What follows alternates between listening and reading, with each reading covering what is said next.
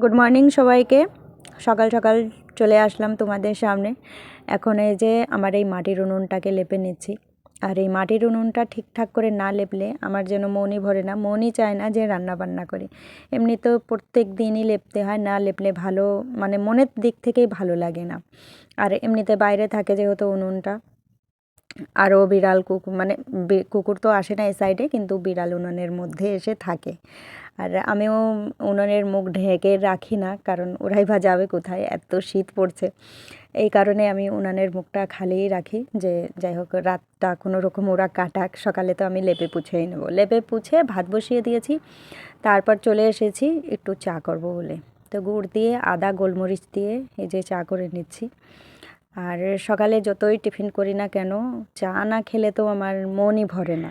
চা খেতে খেতে আমার ভাতটাও হয়ে গিয়েছে। আর এই উনুনে খুব তাড়াতাড়ি রান্না বান্না হয়ে যায়, ব্যাস সমস্ত কিছু গুছিয়ে রাখলেই হয়, ঝটপট রান্না হয়ে যায়।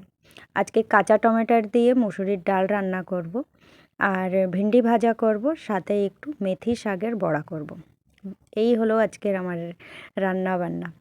তো টমেটোর দিয়ে করেছি, সর্ষে ফোড়ন না দিয়ে আমি আজকে পেঁয়াজ, শুকনো লঙ্কা, জিরে ফোড়ন দিয়েছি।